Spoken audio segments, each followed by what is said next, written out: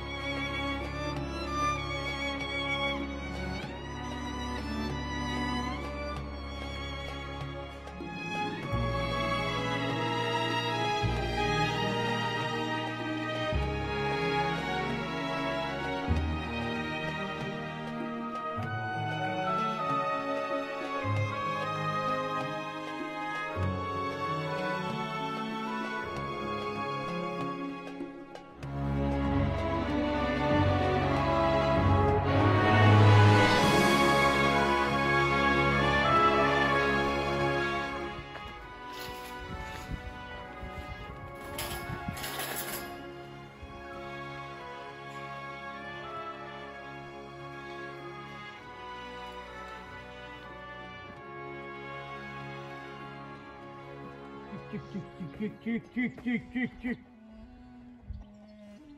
Çık çık çık çık çık çık.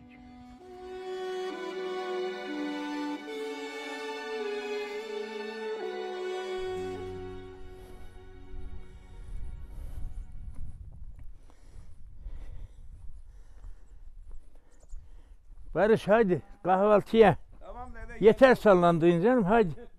Aha Yavuz! Aha! Aha! Aha! Veriş! Veriş! Veriş! Gel! Gel! Gel! Aha! Aha! Aha! Aha yavru! Aha yavru! Aha! Aha! Gel! Gel! Gel! Gel! Gel! Aha! Aha Yavuz! Yavuz! Şşt! Şşt! Şşt! Gel!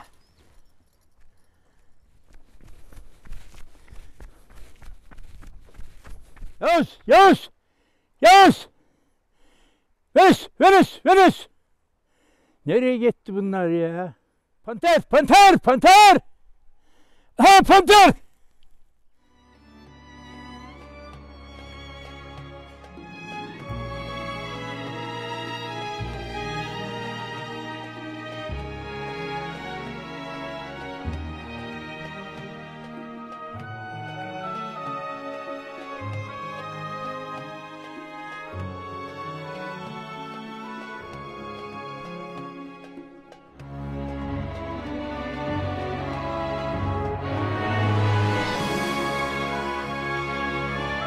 Ben Kangal'ın Güçkayası köyünden Bahri Çiçek.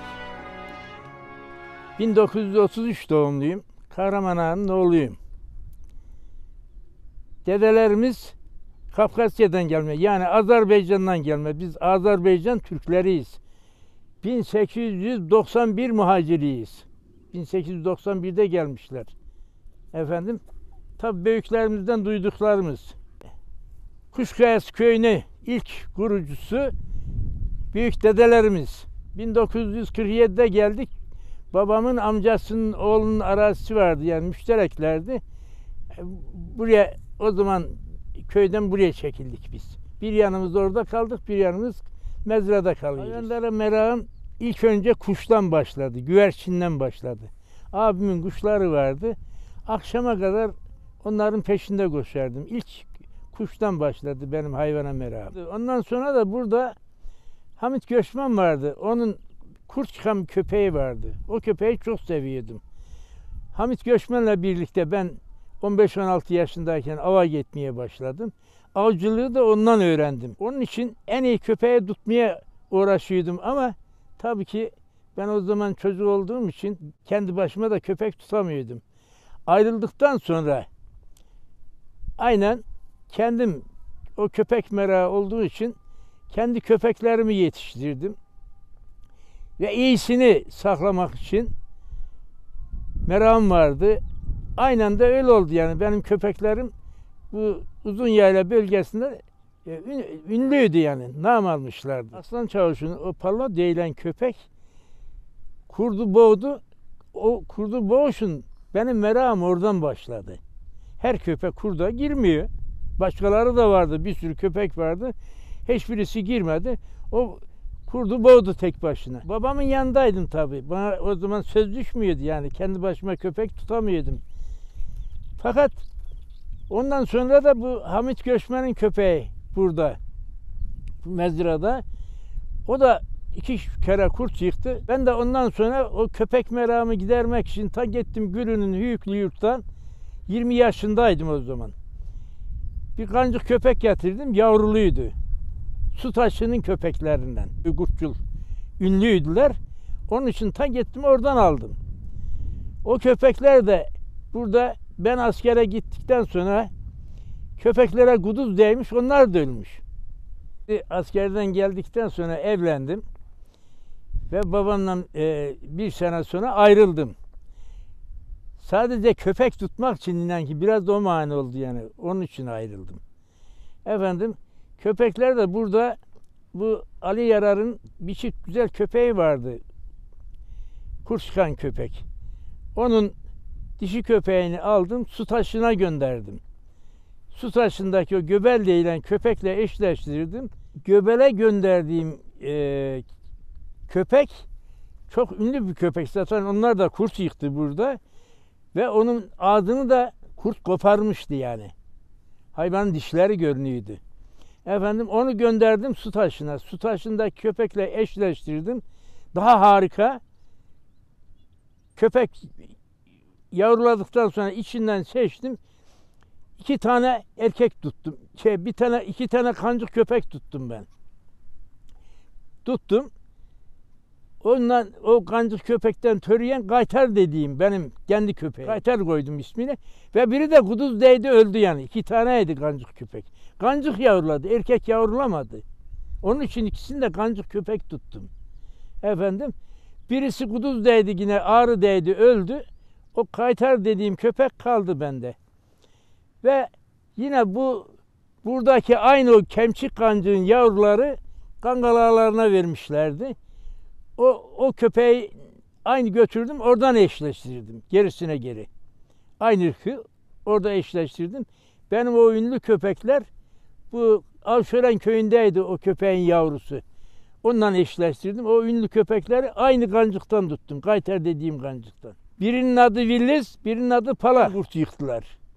Analarıyla birlikte. Ama Gayter dediğim köpek önce 2 kere kurt yıktı. O biliyordu o işi. Yavrularıyla birlikte yine aynı kurt yıktık.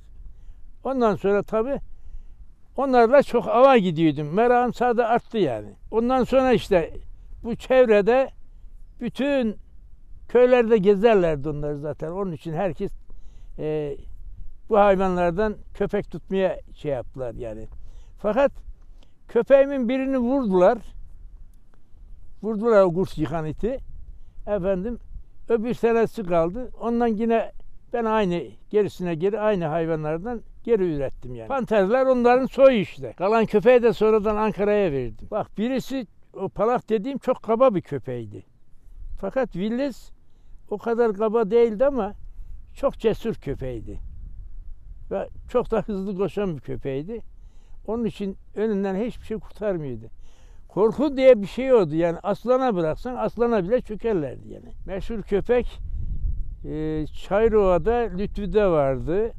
Efendim bizim amcaoğlu bu Şahmaragiller'de vardı. Çevrede vardı yani Kangalağlarında falan iyi köpekler vardı. Hasan Türk Doğan'ın köpekleri de aynı benimkiler gibiydi yani. Çok ünlü köpeklerdi. O da benim gibi meraklıydı. Kangal demiyorduk biz köpeklere, davareçi diyorduk. Hani kangal da ürediği için kangal oldu. O Amerikalı Hack diye bir adam geldi bize. Efendim o benim köpekleri inceledi. Ve o zaman bana şunu söyledi. Sivas çevresini dedi tamamen gezdim dedi. Has kangal bunları buldum dedi. Bunlar dedi Kangal'da üreyen kangal köpeğiydi. Kangal'ın oraya da David diye biri geldi. O David de benim buraya da geldi. O da geldi yani. Ondan sonra zaten Kangal köpeği ünlenmeye başladı. Yoksa Kangal köpeğini kim tanıyordu? Benim dışımda pek tanıyan da yoktu. Davara gidiyordu. Efendim o kadar şey. Yani öyle önem veren yoktu. Yani. Hek dediğim adam yanında doktor, o da Suzin isminde bir bayan. Ankara'da Hacettepe'de de doktorluk yapmış o kadın. Türkçeyi de fevkalade biliyordu. O getirdi. Kadın getirdi heyki. Yalnız Sivas'ın bütün gazalarını falan gezmişler. Bizim gazaya geldiler. O zaman ben istedim. Ben gittim. Gazada söylemişler işte Felanca'da ünlü köpek var diye. Oraya gittim. Oradan beni aldılar. Tekrar buraya geldiler. Benim köpekleri ölçtü, baktı, böyle ağzını açtı. Her tarafını yokladı falan etti. Geri döndü. O Suzin Hanım'a söyledi tabii. O Türkçe biliyordu. O anlattı bana.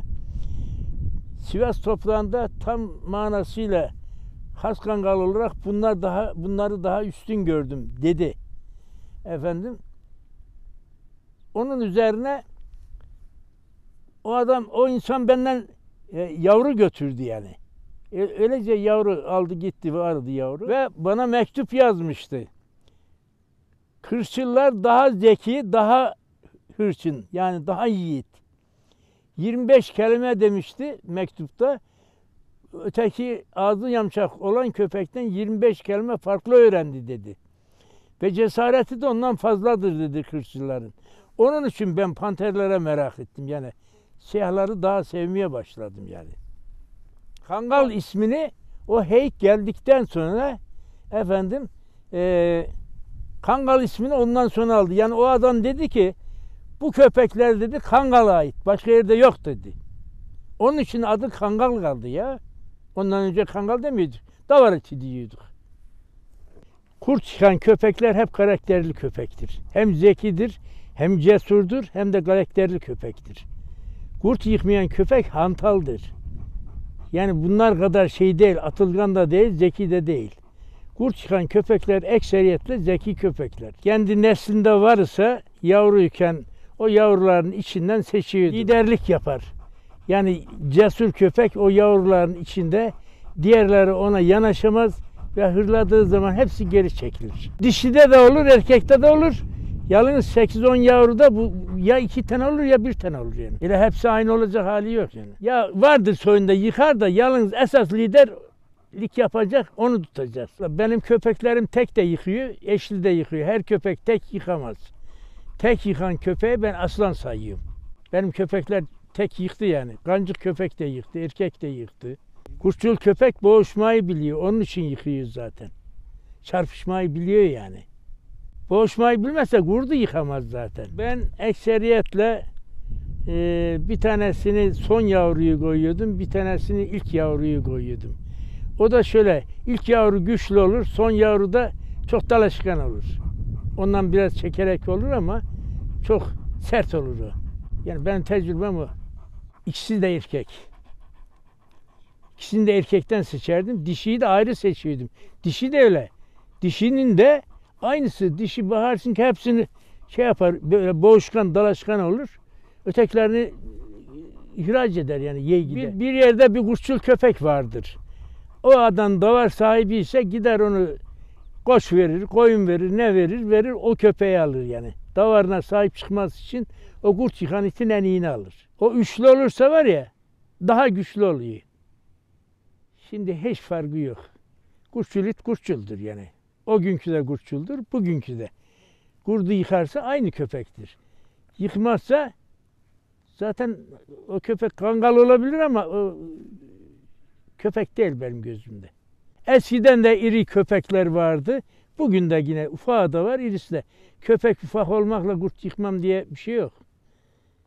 Kurtçul köpek çok aşırı kaba olmaya gerek yok. En sevdiğim köpek, en çok kaba olacak köpek benim panter. İşte bu panter kadar olması lazım. Mesela Yavuz çok sert bir köpek. Boyda küçük ama eskiden de vardı aynıyla kurt çıkan itler. Mesela bildiğim yerlerde aynısı Yavuz'un boyunda köpekler vardı. Kurt çıkan hayriler vardı, onlar yetişemiyor. İri köpek kurda koşuda yetişemez evladım. Diğer biri yetişir, eğer o yakaladıysa O kurtçuluysa o iri köpek kurdu 5 dakikada öldürür yani. O da öyle yani. Benim sevdiğim köpeğin kuyruk şekli uçtan kıvrık olacak. Kaldırdığı zaman şekli güzel olur onun. Yani bizim o eski Aşil'in tipinde olur. Sevdiğim köpeğin şekli o. Mesela panterin şeklini de seviyorum. Çok güzel. Uçtan kıvrık, kaldırdığı zaman heybetli görünüyor. Yani biraz daha farklı görünür. Mesela sevdiğim köpekler Hamid'in Çakalı 1. Başta ta oradan. Aslan Çavuş'un Pallo 2. Mustafa Bey'in Kırsız Köpek 3. Kendi köpeklerimin içinde o ünlü köpekler. Her ikisi de güzeldi.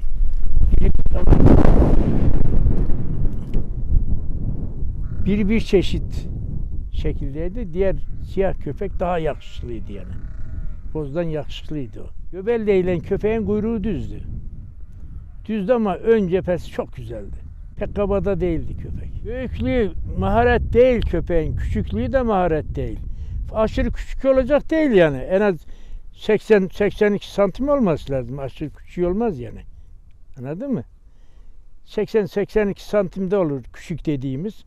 Büyük dediğimiz de 85. O arada. Fazla kaba olmaz. Makbul olanı cesur olanıdır. Cesur olmayan köpek istersen kaba olsun, istersen küçük olsun. Onun bir değeri yok ki. Cesur olacak köpek. O da bir ırktır yani. Hepsi aynı olacak değil. Onun bir nesil yani. O sürüp gidiyor hale. Hepsi cesur değil kangal köpeğinin. Kurtçul olan ırk değişik bir ırk. Yani kurtçul dediğimiz kurt çıkan köpek. Hem cesurdur, hem zekidir, hem de çok dalaşkandır yani. Av arar devamlı. Sahibine karşı da kurtçul köpek sahibine çok düşkündür. İnsanın düşmanını dahi tanıyor. Buna şahitim ben. Gözlerimle şahitim. Senin hasmını bile o adamın sana kalbi doğru değilse onu bile tanıyor. Ona saldırıya geçiyor hemen. Ben gelirken kışta kaldım. Kışta kaldım. Bunu her köpek yapmaz. Mümkün değil. Burayla kaldığım yerin mesafesi 5 kilometre. Kışta kaldım, daraldım. Dedim ki düşünürken ya ben seslenirsem dedim benim köpeklerim gelir. Orada bağırdım. Bir iki av tüfeğiyle ateş ettim. 5 dakika sonra üçü birden geldi çıktı. Bunu her köpek yapmaz. Mümkün değil. Bağırmadaysa istersen ne yaparsan yap. Geldi çıktılar ve önüme düştü o Kaytar dediğim köpek. Hem bana bakıyor hem yürüyor. Yani unutamadığım bir anı ki hiç sorma geçsin. Dağda kalmıştım ben. Gecenin yarısı. Efendim. O fırtınada geldim köye çıktım. O hayvanı ben nasıl unutum? Yani dağdan geldi beni kurtardı. İşte bu köpeğin zekisi bu. Kurtçul dediğim köpek o işte. Ava gidiyordum ben. Köpekleri burada bırakıyordum gelmesinler diye. Dağda ovada silahın içinde benim silahım patlar patlamaz gelir çıkarlardı. Başkasının silahına gitmiyordular. Ne tanıyordu peki o hayvan benim silahımın sesini? Ve silahımı bir yere doğrulttuğum zaman iki ayağın üstüne kalkarlardı böyle. Ne gidecek diye. Şimdi kurtçul köpek sürüsünü öyle korlar ki her mahlukatı hiçbir şeyi kabul etmez oraya. Yani yabanı affedersin merkep bile gelse onu bile koymaz. Başka çobanı koymaz, başka insanı koymaz oraya. Bütün saldırıya geçer ya. Ancak sürüsünü korlar. Başka kimseyi kabul etmez yani. Çobanın dışında kimseyi kabul etmiyor. Kimse gece benim çobanların yanına gelemiyordu ya. Sürünün içine giren köpek bence makbul değil. Şimdi bak, köpek sürünün içinde beklemez. Gider dağı, taşı, dereyi, depeyi, şüpheli yerleri dolanır, geri gelir. Etrafında koyunun 10-15 metre kenarında beklerler. Kalkar bir daha gider. Yani orada oturup kalmaz yani. Gider etrafı dolaşır, geri gelir yine aynı bekler ile. Sabaha kadar da uyumaz yani. Kurt gece eğer kurt geldiyse 2-3 kilometreden onun kokusunu alıyor. Saldırır giderler. Onu bulurlar nerede olursa olsun. Kokuyla giderler yani. Gecenin karanlığında onun kokusuna gidiyor. Yani kurdun kokusuna. Ve yaklaştıysa zaten Onun iziyle gider aynı. Hiç şaşırmaz yani. Bak kurtçul köpek kurda havlamaz. Hiçbir şey havlamaz. Onu öldürmek için çaba gösterir. Alabildiğine kurşun gibi gider. Havlayan köpek kurda gitmez. Korkusundan havlıyor. Havlar mı kurtçul köpek? Mümkün değil ya. En az onun peşine 5 kilometre gitmesi lazım. Kurtçul köpek gider yani. Öyle gidip de tepeden geri dönmez. Mümkün değil. O geri dönen köpek makbul değil. O iş o havadır yani. O gider orada havlar geri gelir. Korkan köpek. İzini buldu mu kilometrelerce gider yani.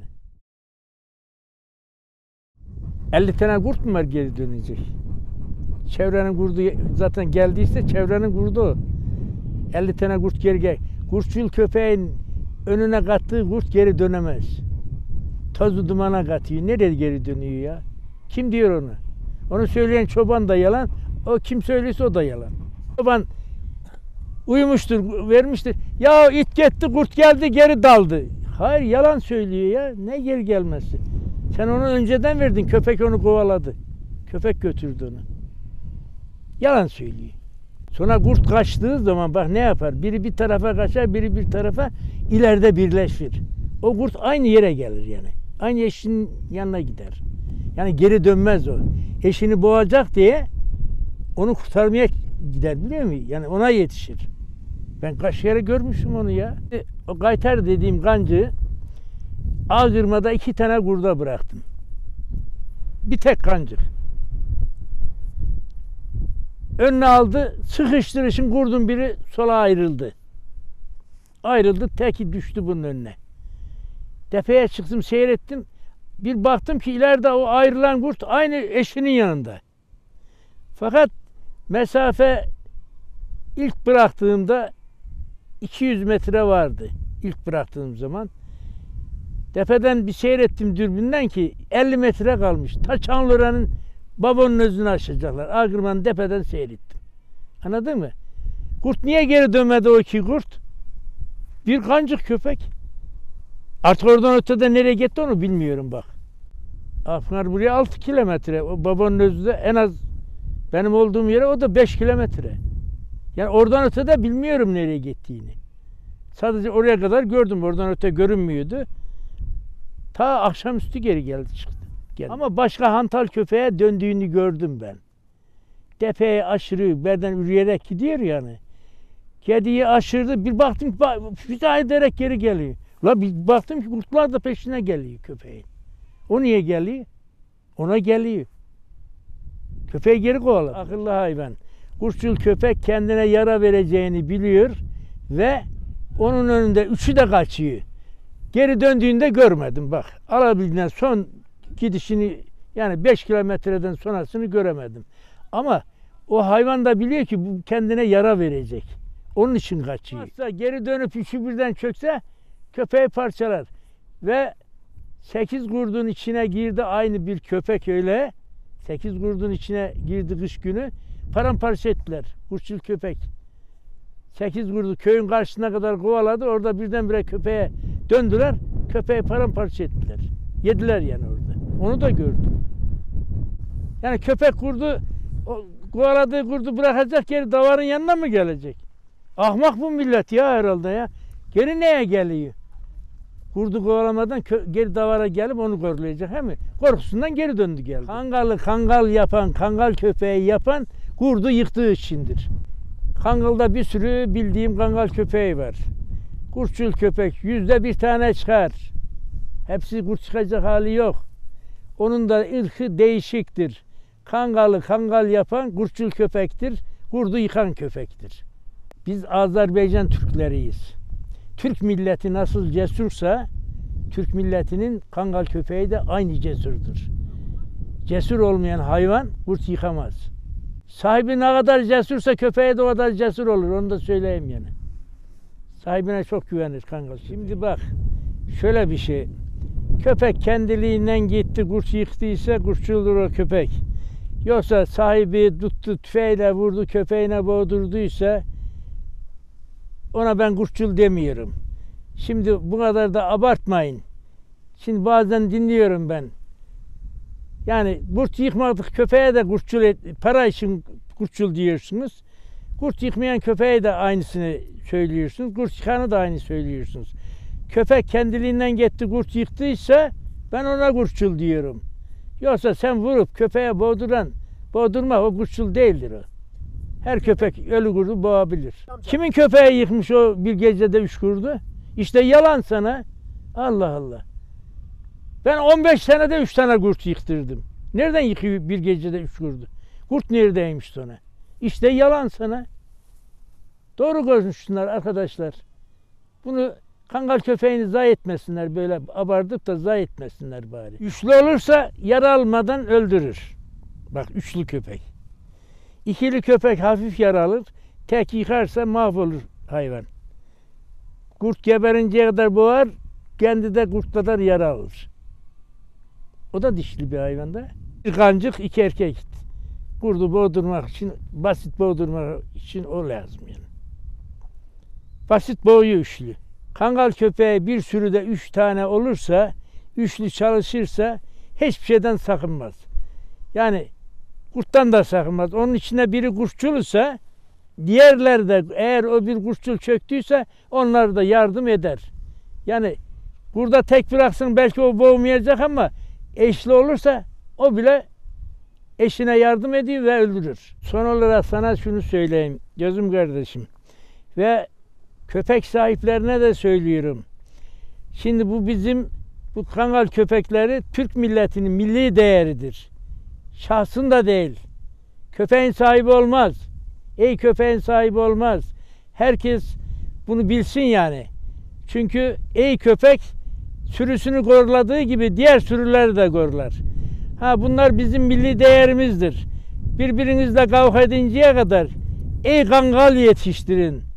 Yani kötüyü yetiştirip yem vermeyin. Bulun, alın, güzel kangal yetiştirin. Sürünüze de sahip olsun, kendinize de sahip olsun. Elin Amerikalısı 1970'te buraya geldi, kangal köpeğin değerini biliyor da siz Türk milleti olarak bunu öğrenemediniz mi hala? Eğer öğrenemediyseniz yazıklar olsun diyorum size. Değerini bilin. Kimin olursa olsun, ey köpek kimde varsa sahip çıkın. O hayvandan üretin. Ben kendi köpeğimi methetmem, hayatta methetmem. Herkeste var köpek. Herkeste de vardı kurtçul köpek. Onun için uyarıyorum sizi. Kangal köpeğine, hakikisine sahip çıkın. Üretin. Birbirinize yardımcı olun. Ben demin az önce söyledim ki köpeğin sahibi olmaz. Köpeğin sahibi olmaz dediğim mesele şudur. Bu ey köpeklere herkes sahip çıksın diyorum. Bu köpek gökyüzünden zembillenmedi. Ben de başkasından aldım. Kendim üretmedim bunu. Ben de başkalarından aldım. İyisini aldım, iyisini üretmeye çabaladım. Ve sizlere de ricam o ki iyisini üretin. Kötüsünü saklamayın bari. Değer verdiğiniz için hepinize teşekkür ediyorum. Sağ olun, var olun, sağlıklı kalın.